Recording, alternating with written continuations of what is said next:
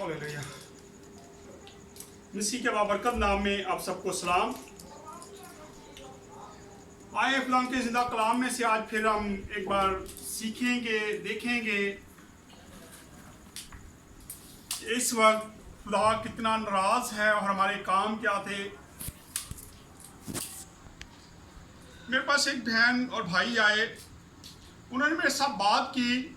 एक तो हमने रूहुल कुद्दस को ऐसे समझा हुआ है जैसे वैसे ही पाक रूह ऐसे ही आ जाता है, हर बशर पे आ जाता है।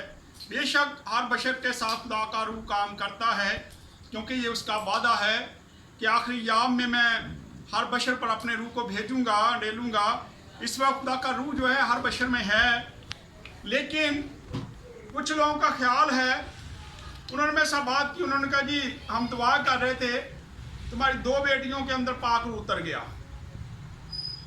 हालांकि बाप के अंदर वज़ूए हैं और बेटियां भी बैठ के दुआ कर रही थी। अगर हम दुनियावी तौर पर देखें तो हम अपनी जिंदगियों को नहीं देखते कि हमारी जिंदगियां कैसे चल रही हैं।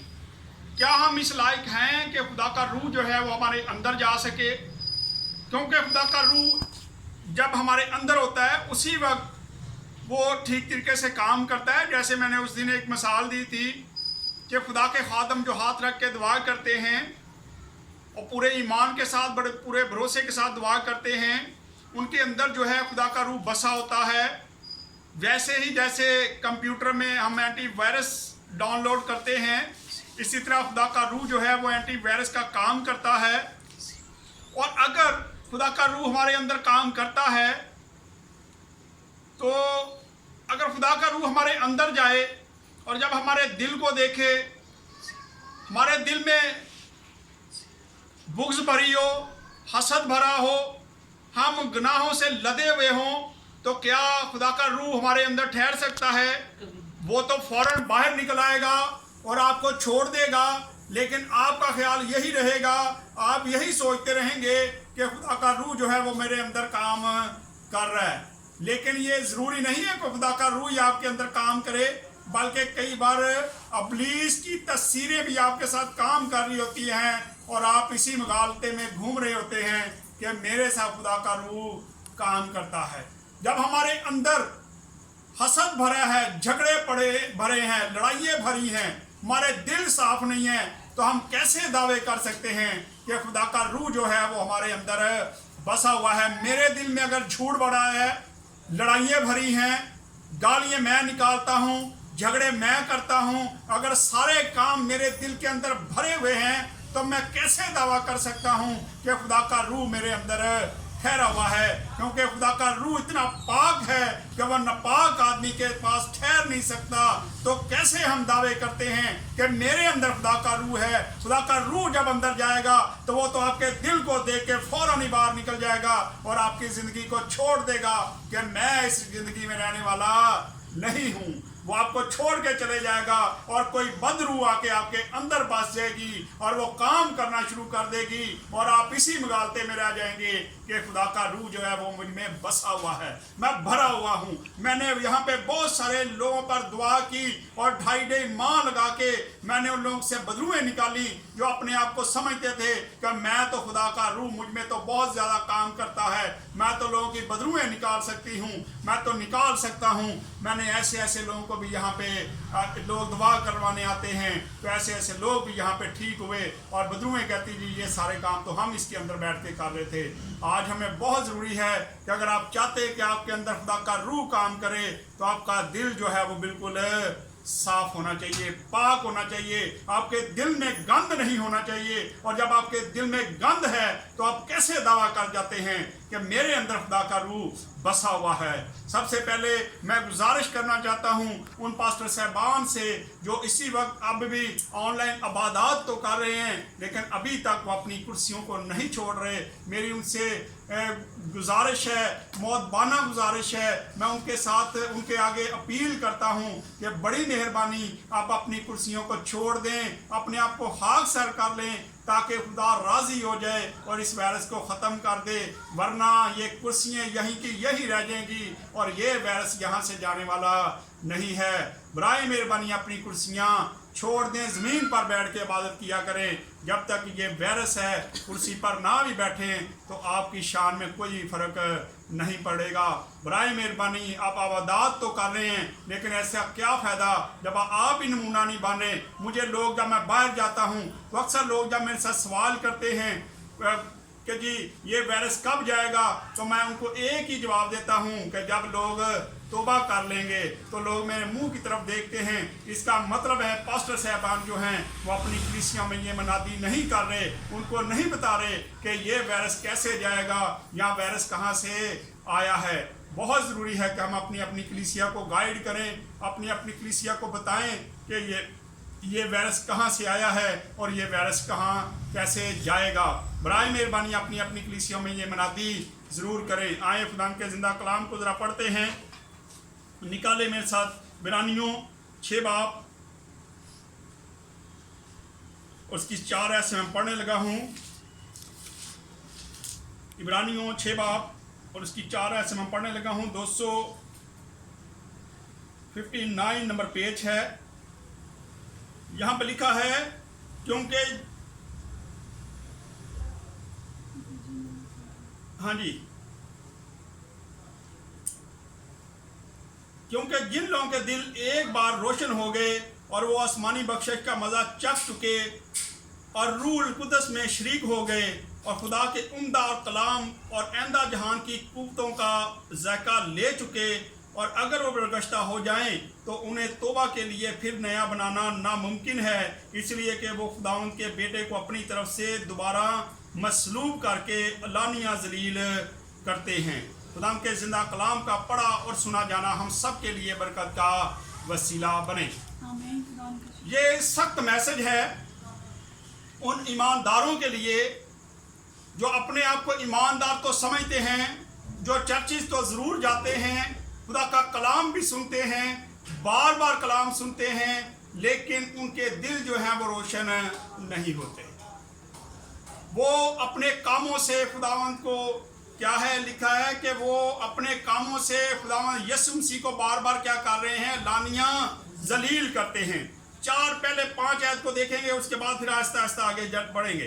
पहली 4 आयत में लिखा है क्योंकि जिन लोगों के दिल एक बार रोशन हो गए और वो आसमानी बख्शिश का मज़ा चख चुके और रूहुल कुदस में शरीक हो गए। जैसे मैंने अभी बताया कि जब हम ये समझते हैं कि हमारे अंदर खुदा का रूह बस गया है और जब हम फिर गालियाँ निकालते हैं, झूठ बोलते हैं, लड़ाई झगड़े करते हैं, हसद करते हैं, बुरे बुरे काम करते हैं, तो हम कैसे कह सकते हैं कि खुदा का रूह जो है वो हम में बसा हुआ है। लिखा है, दोबारा से इसको पढ़ लें, बड़ी खूबसूरत ये आते हैं क्योंकि जिन लोगों के दिल एक बार रोशन हो गए, एक बार ही रोशन होते हैं। जब एक बार हम खुदा की बख्शिश को जान लेते हैं तो हमें चाहिए कि फिर हम दोबारा उस ज़िंदगी में ना जाएं जिस ज़िंदगी से निकले होते हैं, क्योंकि जब हम बार बार वापस जाते हैं तो इससे खुदा नाराज़ होता है, नाखुश होता है और खुदा का रूह जो है वो आपके साथ फिर काम नहीं करता। और फिर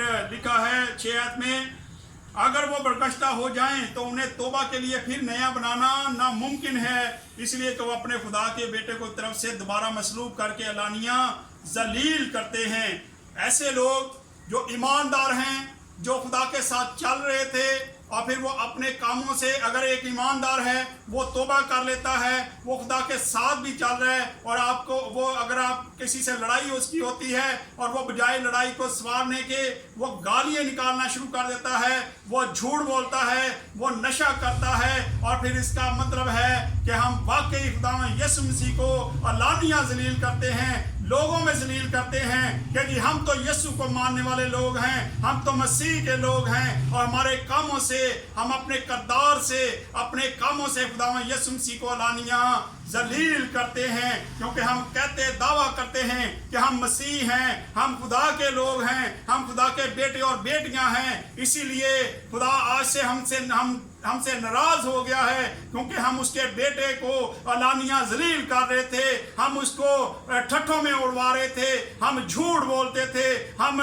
ऐसे रास्ते अपनाए हुए थे, हम दगाबाजी कर रहे थे, हम दरबारों पे जाते थे, हम मज़ारों पे जाते थे, हम शराब पीते थे, हम ऐसे ऐसे गलत काम कर रहे थे। जिससे खुदा नाराज हो गया, क्योंकि हम उसके बेटे को लानिया जलील कर रहे थे। ऐसे ईमानदारों पर ऐसे बात बिल्कुल ठीक है ये कि हम पे ऐसा वायरस आना ही चाहिए था, क्योंकि हम ईमानदार होते हुए भी मैं बड़े लोगों को जानता हूँ, बहनों को जानता हूँ, भाइयों को जानता हूँ जो दावा तो ईमानदारों का करते हैं, जो बड़े ईमानदार बने फिरते हैं, लेकिन अगर उनकी जिंदगियों को देखें तो वो ऐसे गलत काम करते हैं। मैं पास्टर साहबान को भी कई ऐसे लोगों को ऐसे पास्टर साहबान को भी जाता हूँ जो बाद में भी जिंदगी में गलत काम करते फिरते हैं, और हम खुदावन यीशु मसीह को लानिया फिर क्या कर रहे हैं, जलील कर रहे हैं। इसलिए खुदा को गुस्सा आया कि उसके बेटे को हम जलील कर रहे हैं, इसलिए खुदावन ने ये वायरस दुनिया में भेजा, और आज हम ऐसे छुप रहे हैं, अपने घरों में बैठे हैं। खासकर पास्टर साहबान जो हैं वो अपनी कलीसियाओं में नहीं निकलते कि कहीं हमें भी कोरोना वायरस ना हो जाए। तो पहले ही अगर हम अच्छे काम करें तो फिर हमें डरने की जरूरत नहीं है। इसलिए ये हवाला जो है इसको लिख लें, इसको नोट करें, पढ़ें। इसको लिखा है, दोबारा से मैं 5 आयत को पढ़ने लगा हूँ, 6 आयत को। अगर वो बरगश्ता हो जाएं तो उन्हें तौबा के लिए फिर नया बनाना नामुमकिन है। और मेरा ये तजर्बा है कि जो लोग ईमानदार होते हैं, जो खुदा के साथ बड़े अच्छे तरीके से चल रहे होते हैं, जब वो बरगश्ता हो जाते हैं तो दोबारा कभी वो वापस खुदा की तरफ नहीं आते, क्योंकि वो ऐसे कामों में लग जाते हैं और ऐसे कामों में लगे रहते हैं कि दोबारा उनका दिल ही नहीं करता कि वो खुदावन यीशु मसीह की तरफ आ जाए, क्योंकि वो खुदावन यीशु मसीह को तो अपनी तरफ से लानिया जलील करके चले जाते हैं। ईमानदारों को चाहिए कि जब वो खुदा के पास आ जाते हैं तो वो खुदा को अच्छे तरीके से कबूल करें, उसके साथ अपनी ज़िंदगी को बसर करें और उसको लानिया जलील मत करें, क्योंकि इसी कामों की वजह से, इन्हीं हरकतों की वजह से आज खुदावन ने दुनिया में कोरोना वायरस नाज़र फरमा दिया है। और ये कोरोना वायरस इतना ख़तरनाक वायरस है कि बहुत सारी मौतें ज़मीन पे वक़ू में आ रही हैं। शुरू में जब मैंने सुना था तो सुनने में आया था कि 2 लाख लोग मर जाएंगे, लेकिन अब 2 लाख से भी ऊपर लोग मर चुके हैं और मौतें ज़्यादा से ज़्यादा होती जा रही हैं, क्योंकि अभी तक हम उसी काम पे लगे हुए हैं। खासकर ईमानदारों से मेरी अपील है, मेरी दरख्वास्त है कि आप अपने आप को पस्त कर लें, अपने आप को खाक सर कर लें, ज़मीन पर बैठ जाएं, उसके आगे गिड़गिड़ाएं और उससे कहें कि खुदाम हम तुझे, तेरे बेटे को लानिया जलील कर रहे थे, खुदाम तू हम पर रहम कर, हमें माफ़ कर दे। हालांकि हमारा गुनाह जो है वो माफ़ी के काबिल नहीं है, लेकिन फिर भी अगर हम खुदाम से माफ़ी मांगेंगे तो वो हमें ज़रूर माफ़ कर देगा। आए मेरे साथ मिलके आज अहद करें कि हम आज के बाद गालियां नहीं निकालेंगे, हम अपने रास्तों को सीधा कर लेंगे, हम जो बिगड़े हुए रास्तों पे जा रहे थे हम उन रास्तों को छोड़ देंगे, हम झूठ नहीं बोलेंगे, हम ऐसे काम नहीं करेंगे जिससे खुदा नाराज होता है और जिससे खुदा यीशु मसीह को हम लानिया जलील कर रहे हैं। मैं ऐसे ईमानदारों को भी जानता हूँ जो बपतिस्मा भी ले लेते हैं, ईमानदार हैं, लेकिन फिर भी वो, मैं अगर उन पर कोई थोड़ी सी मुसीबत आ जाए तो वो बापों के पास चले जाते हैं, वो दरबारों पे चले जाते हैं, वो जादूगरों के पास चले जाते हैं। इस तरह जब हम ऐसे काम करते हैं तो उस वक्त ये आयत उन पर लागू होती है कि वो खुदा यीशु मसीह को लानिया जलील करते हैं। इसलिए हमें चाहिए कि जब अगर हम ईमान ले आते हैं तो फिर हमें ऐसे काम करने की ज़रूरत नहीं है। इससे अगली आयत को पढ़ते हैं ज़रा, 7 आयत को तो लिखा है, क्योंकि जो ज़मीन उस बारिश का पानी पी लेती है जो उस पर बार बार होती है और उनके लिए कारआमद सब्जी पैदा करती है और जिनकी तरफ से उसकी काश्त भी होती है वो खुदा की तरफ से बरकत पाती है। जब हम बार बार, ज़मीन जो है ये हमारे दिल हैं, ये हमारी ज़िंदगियां हैं, और जब बारिश है ये खुदा का कलाम है। जब हम खुदा का कलाम बार बार सुनते हैं, जब बार बार कलाम सुनते हैं, वो हमारी बंजर ज़मीनों पर बरसता रहता है और अगर हम उसको कबूल कर लेते हैं हमारे दिल नरम हो जाते हैं, हमारे दिल ऐसे हो जाते हैं कि वो कारआमद सब्जियां पैदा करना शुरू हो जाते हैं और इससे हम बरकत का बाइस बनते हैं। और ये उसी वक्त मुमकिन होता है जब हम अगर पहले गालियाँ निकालते हैं और कलाम सुनने के बाद जब हम गाली नहीं निकालते, तो इससे पता चलता है कि हमारी ज़िंदगी में ये चेंज आ गया है। और लोग आपकी गवाही देते हैं, लोग कहते हैं कि नहीं पहले ये झूठ बोलता था, अब ये झूठ नहीं बोलता, अगर पहले ये गालियाँ निकालता था मैंने कभी इसको गाली निकालते नहीं देखा, पहले ये नशा करता था अब ये नशा नहीं करता। ये गवाही होती है। और ये खुदा का कलाम जो बताता है कि एक बार जब बार बार वो बारिश का पानी जो खुदा का कलाम है वो आपके दिल पर पड़ता रहता है, बरसता रहता है, तो उसी से आप कारमंद सब्जियों को क्या करते हैं, काश्त करना शुरू कर देते हैं। अपने कामों से, अपने किरदार से आप अच्छे फल पैदा करते हैं, जिससे खुदा का कलाम बताता है कि तुम क्या हो जाते हो, बरकत पाती है। वो ज़मीन सिर्फ वो खुदा की तरफ से बरकत पाती है। जो ऐसे दिल हैं जो अच्छी सब्जियां पैदा करना शुरू करते हैं, जो अच्छे काम करना शुरू कर देते हैं, वो खुदा की तरफ से बरकत पाते हैं। और फिर आगे लिखा है, और अगर झाड़ियां ऊंट कटारे उगाती है तो वो नामकबूल और करीब है कि लानती हो और इसका अंजाम जलाया जाना है। आज मुझे लगता है कि हम खुदा का कलाम सुनते हुए भी लानती बन चुके हैं, क्योंकि हमारी ज़िंदगियों में अच्छे फल नहीं थे। इसलिए तो खुदावन ने ये वायरस जो है दुनिया में भेजा है, ताकि दुनिया जान जाए कि खुदावंद वही है जिसकी हम इबादत नहीं कर रहे थे। आज हम खुदावंद के पास आते हैं, हम तरस गए हैं कि हम उसके घरों में आएँ, उसके पास आएँ, उसके कदमों में बैठें, लेकिन खुदा हमें कबूल नहीं कर रहा। बहुत ज़रूरी है कि आज हम अपने अपने गुनाहों का इकरार कर लें और खुदावंद यीशु मसीह को लानिया जलील मत किया करें। जब हम ऐसे काम करते हैं, हम अपने किरदार से गालियाँ जब निकालते हैं, जब हम झूठ बोलते हैं, तो इन सारे कामों से हम लानिया खुदावंद यीशु मसीह को जलील करते हैं। इसलिए खुदा को पसंद नहीं आया, खुदा को गुस्सा आया और उसका गज़ब जो है वो दुनिया पर भटक चुका है। और इस वक्त उसने ये दुनिया पर एक वबा भेजी है जिसको कोरोना वायरस कहते हैं। और अगर आपने इसको ख़त्म करना है तो अपने अपने गुनाहों का इकरार करना बहुत ही ज़रूरी है। और जब हम अपने आप को खाकसार कर लेंगे, अपने गुनाहों का इकरार कर लेंगे, तो उस वक्त ये वायरस दुनिया से चला जाएगा।